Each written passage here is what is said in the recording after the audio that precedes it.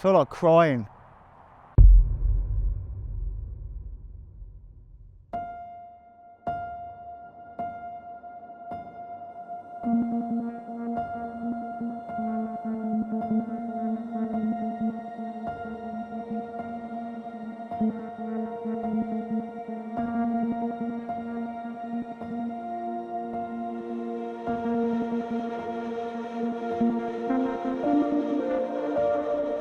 So here we are again, another episode of Spotlight, and this time we're at Acorn Fishery.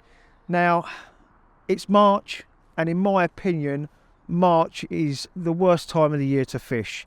Throughout the years of me hitting the bank in March, I always seem to struggle, and I know a lot of other people do as well. Now, we're at that time of year where we're coming out of winter into spring, the temperatures are up and down, and it's not warm enough for the fish to really get active and move around, but yeah, they just don't know what to do. And I think they just get confused. They don't know when to feed, what to feed, yeah, and the weather really does just kill the fishing.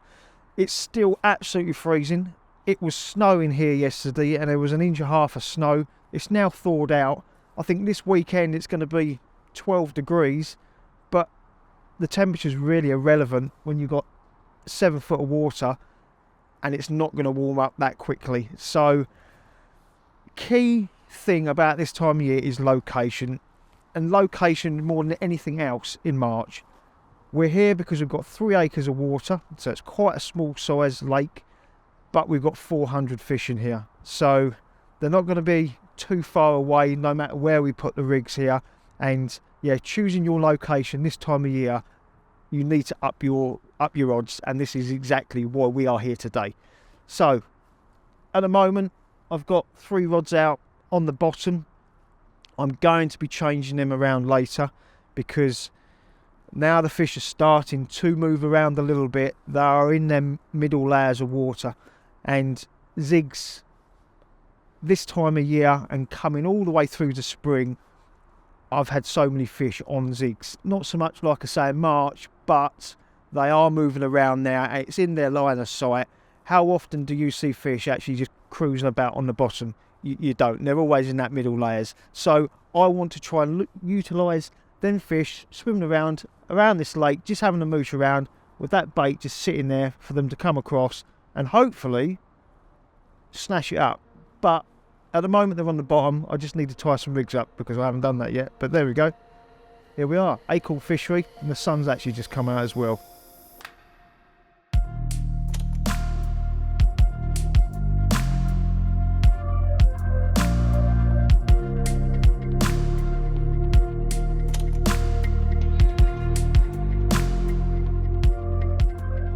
Okay, so I've now made quite a considerable change what I was doing earlier. As I said earlier, I literally just threw rigs out in 3 different places while I was contemplating what I was actually going to do. Zigs were one thing that I was going to do, and I was going to put all 3 rods out, but after speaking to Mark, the owner of this lake, a very knowledgeable bloke and also a world champion in fishing, I decided to take a little bit of advice off of him, and I've now actually using 3 different tactics just to see if I can pick up fish in different ways, and then if need be I can change things and put more rods onto that particular tactic. So as it stands at the moment, I have 2 on a heavily baited area of about 1 gallon of maggots. Now I've got a bottom bait on the bottom, and then sitting next door to that I've actually got a 1.5 foot zig as well, and they are on the same patch. I actually put those both out together with a bait boat and drop them, which can be challenging at times, controlling 2 rods and making sure you don't cross over, but we managed to do it, so they're out there. The second, it is the second actually, is I've got a clothesline out now, a washing line going all the way across to that island. So I've cast it across, I spoon fed a spoon with the bait in, gingerly just tipped it over about 1.5 rod length out, 2 sections of the pole, and after I'd done that and set myself up, I put another further 2 or 3, I think it was 3 actually, spoons straight back over the top. Now that is now sitting there, so if my left hand rod all of a sudden that bobbin hits the deck, I've got to get to it because I've got a fish on the end of it. So yeah, it's quite an exciting way of fishing. And I've just got to remember at night, if I get one bleep, I need to check my rods, because if it is that left hand rod, I've got something on the end of it. So yeah, that's an update at the moment, and hopefully we're going to see a little bit of action. There's some fizzing going on now in the middle, so, but it's very close to another angler, so I'm going to let him keep out there. I think he's going tomorrow anyway, so if he hasn't seen it, I'm going to put something on it when he goes. So yeah, that is it at the moment.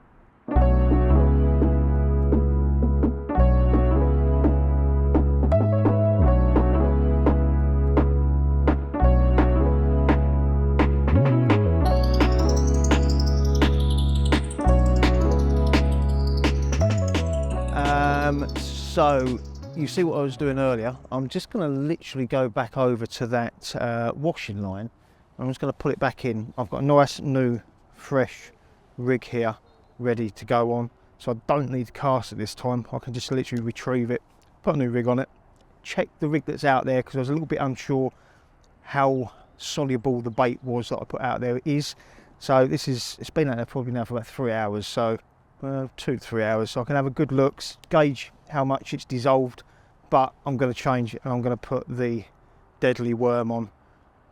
It always seems to do the job, and I'm fishing maggot out there as well, and I think the worm on top of that maggot that I pulled out could be the matter of getting a bite a little bit quicker than maybe on the boilie.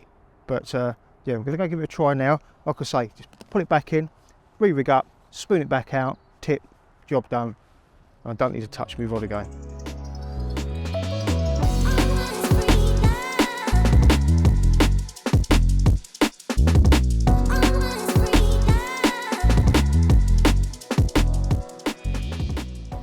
Right, so like I just explained the other side, we're back over the other side where my washing line is. Now, all I've done is I've just literally pulled the rig in. So the actual washing line is still actually fully taut across the lake, so I haven't had to touch the rods at all. But now I'm just going to bite that rig off for the time being, reattach my new rig,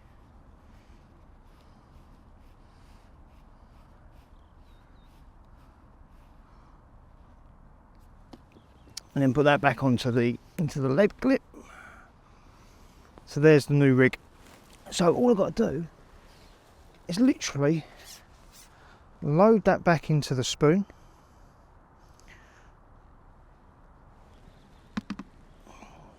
without wrapping my line around it. Okay.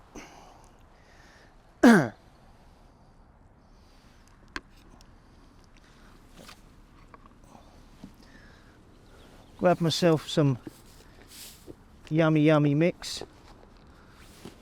Now there's a bit of ground bait mixed in with this maggot and corn, and I've also, for good measure, added one of my favourite ingredients, and that's hydrolyzed liver in a liquid form.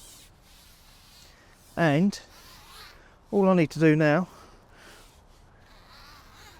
is send that back out to the same spot where I had it before, which is in line with that tree.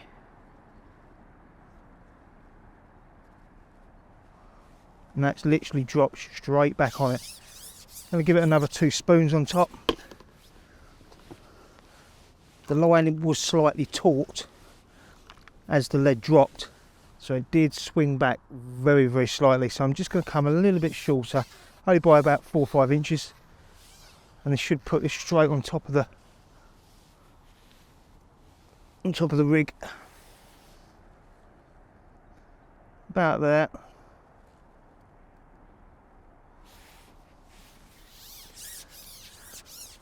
I'm going to give it another one.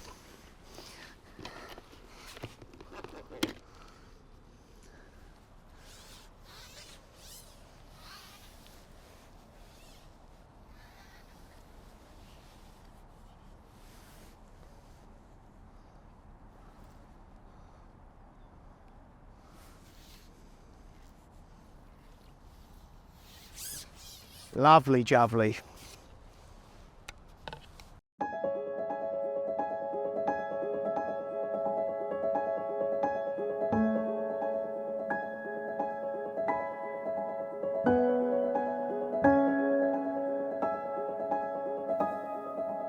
Right, so I have just thought, while I was over there, I've got this washing line out, and rather than have to come back round here at night or add a little bit of bait, what I'm going to do is I'm going to mark the location with the bait boat. I'm going to throw the rule book out the window, and some people will say this is cheating, but nah, it's an advantage. So there we go, look, jam that in my pole. That's exactly where I want it. So we are going to go on the old receiver, channel C, enter, spot saved. Alright, let's put that to over there to position B. Let's cancel that. And let's come back to C. No, sorry, that was A. Right, C. Back she comes.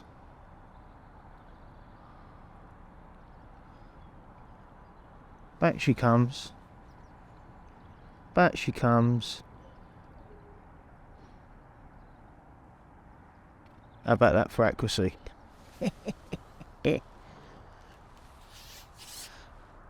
And off you go back to home.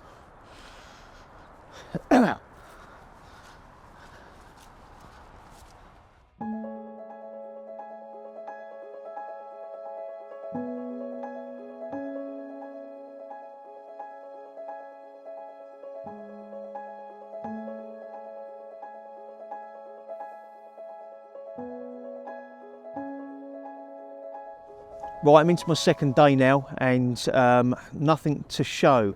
I did have a run last night on my middle rod, and when I picked into it I thought, well, this actually feels quite a nice fish, and then realised that, yeah, I actually hooked it in the dorsal fin, so unhooked it, just turning it over, let it go, so don't count.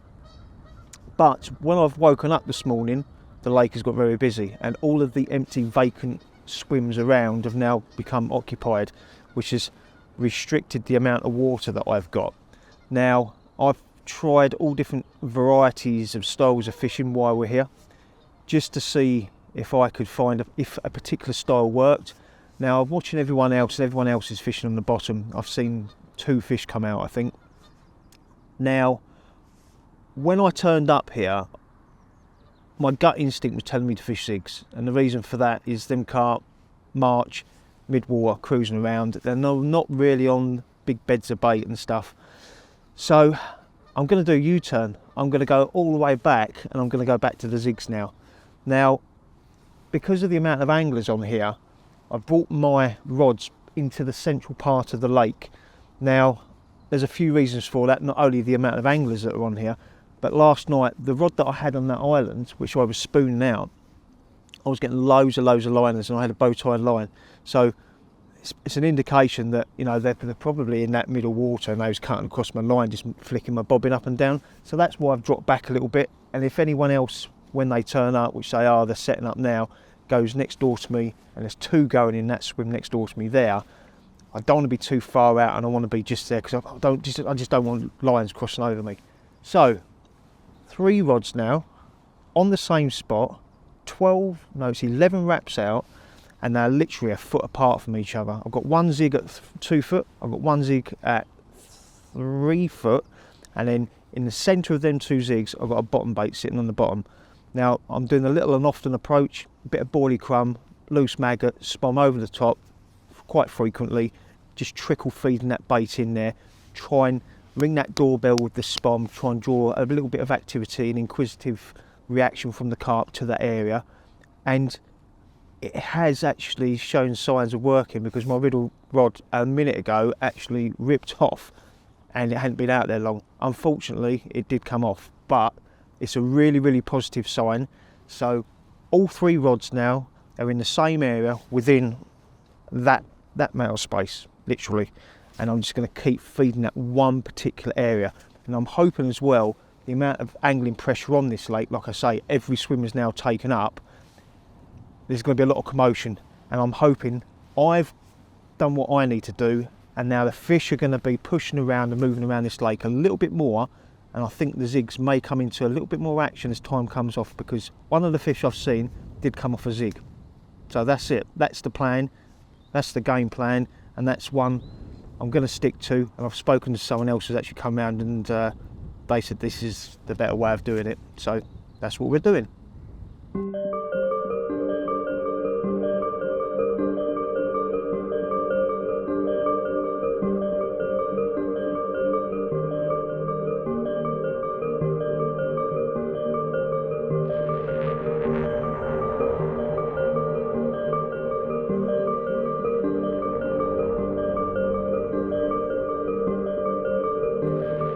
It's about 5 o'clock now, and it's pretty damn Baltic. It's really dropped in temperature. My hand's really feeling it. I've been pinned in for pretty much most of the, well, not most of the day, I've been pinned in all day. Got anglers all the way around me. So we're waiting for this one to see if anyone turned up. There's people booked in here, but they haven't arrived. So I've waited till now to come in here, an area that's had no angling pressure whatsoever. I'm just running the 𝘃𝗶𝗀𝗲 on the boat just over the areas, just to see if I can see anything, gauge some depths, yeah, and even pick up some signals of fish passing under the boat, anything just to indicate that there's something around, because at the moment it's looking pretty barren. And there's 400 fish in here. Unfortunately they're not in this swim at the moment, or my swim next door, but they move about. They're going to be, although they're not here at the moment, and the boat might be disturbing them a little bit, going backwards and forwards, but this is more to get a gauge of, you know, what the bottom's like out there. But I'm sure they'll come across to this part of the lake at some point. But as it is, they're not here at the moment.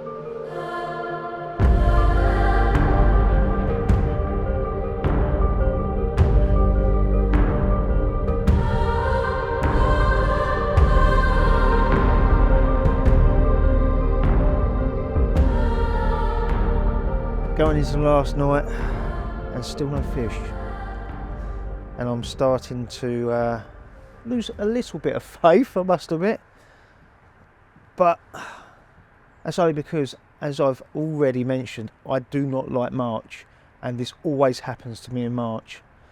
Now I want to break that chain of events, and hopefully I'm going to have something tonight so I can actually come away from this and go, do you know what, I caught a fish in March. I can't do anything else. I've tried everything. So there we go. I'll let you know if anything happens, or maybe not. I don't know. I don't know what's going to happen. This could be the end of the film. It could be the end of the film. Maybe. Bye.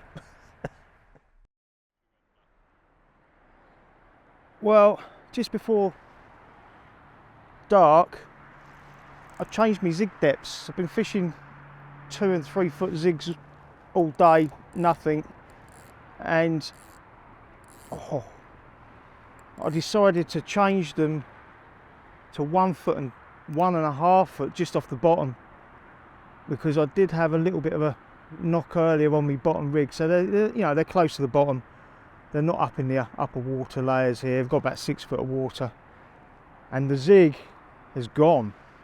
Now I don't know what length zig it was at the moment. It's actually taken out one of my other rods, which is surprising because I backleaded it as well, so I'm not sure what's happened there. But if I go quiet, it's because I'm concentrating. I've got a very small hook, and it's just down there. I've got a very small hook with light line, and it's just woken up. It's fighting under the rod tip. It always happens when you've got a lake like this and it drops off quite quickly, straight from the margin. They always fight under the rod tip. Please don't come off. Please don't come off. I haven't even seen it yet. I'm thinking it's right underneath my rod tip and I can't see it. It's literally here. I haven't even seen it.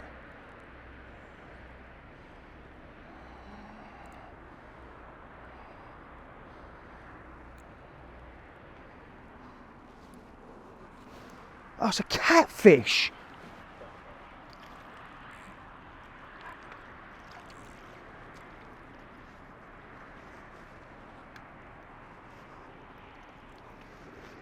It's a cat.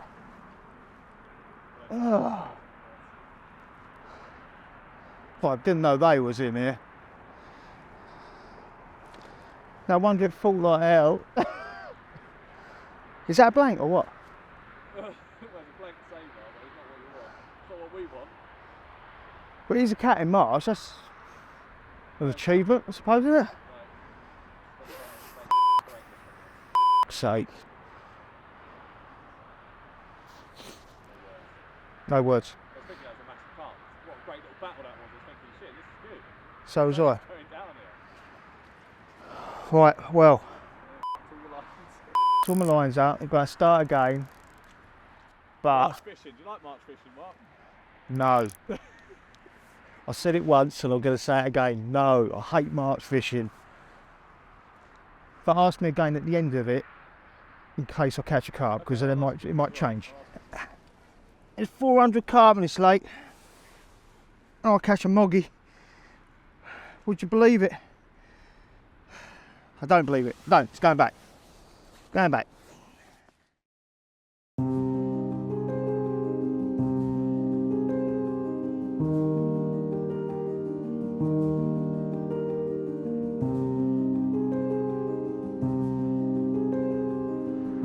Well, I've given this swim a good go now and nothing's happening, so I'm gonna make a move. 𝘃𝗶𝗱𝗲, she's come available as well, so now this whole section here is vacant. Now I have just seen something just lump out on the top, which I thought was a bird first of all, but a bird hasn't come up, so I'm going to take that as an indication that's probably a fish, and I did catch it out the corner of my eye, so I'm not 100% sure, but I'm 95% sure that was a fish show. So that's where I'm going to go right now. Ooh. Damn. Try again.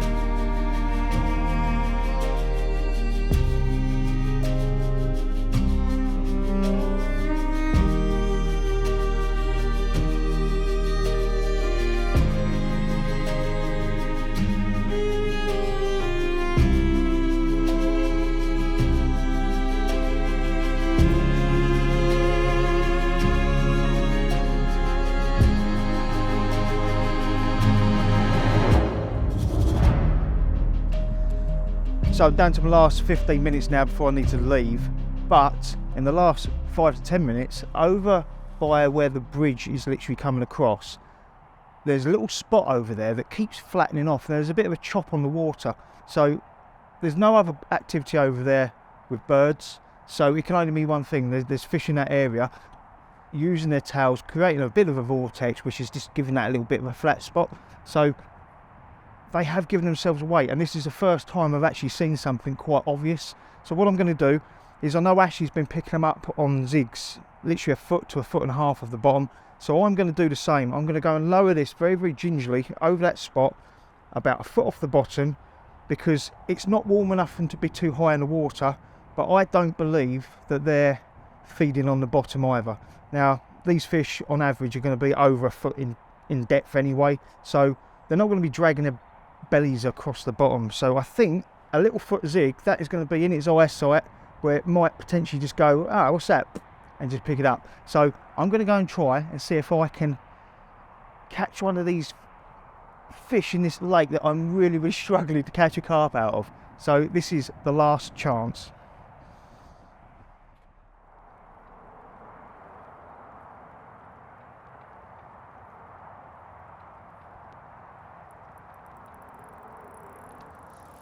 Jamie, grab the camera.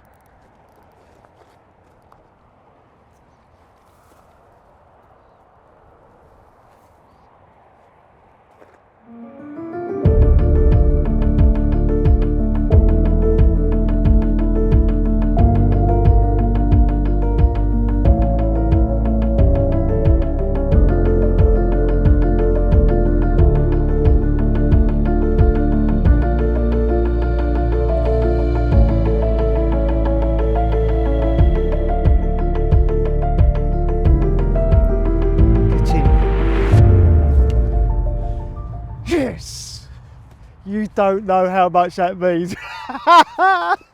Oh God. Finally.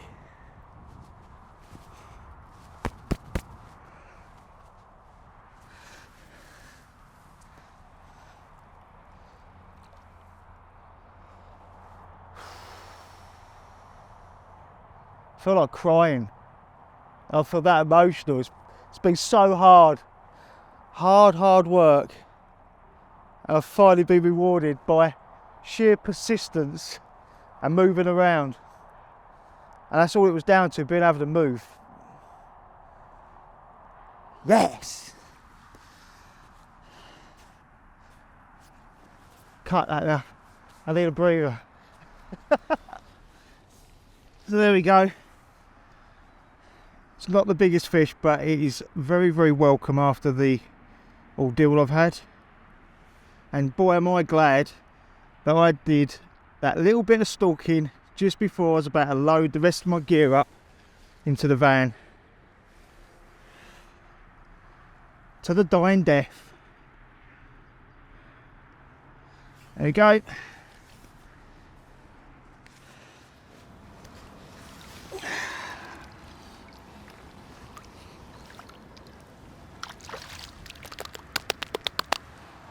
Right, so let's have a summary of this session. So yeah, the key was being able to move, and as we started with this journey with Spotlight, one of the things we always said was we would have no special treatment. So we was limited to a swim like everybody else, and they just weren't in front of me. They were to my left. There was I think another fish come out over the back. But there was not a lot at all, and this time of year they are grouping up, they're in packs, they move around together, and if they're not in your swim, you're snookered really. And this proves it, because I was able to move eventually once the lake became a little bit quieter, and I managed to get onto a fish at least. If I had a bit longer, I probably would have been able to have a little, have a few more, knowing full well that they do group up this time of year. But unfortunately, yeah, it really has come down to literally the last minute. And I am so relieved, because it has been a mission. There's a good head of fish in here, and sometimes it just doesn't work out the way you want it to work out.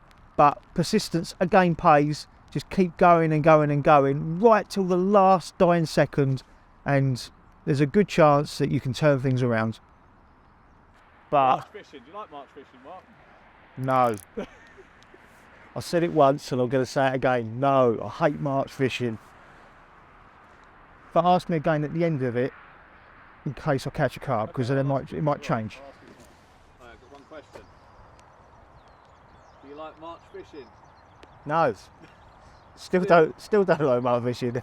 Never will, never have done, never will do. Yeah. So we're going to skip March next year. We'll just go February and April.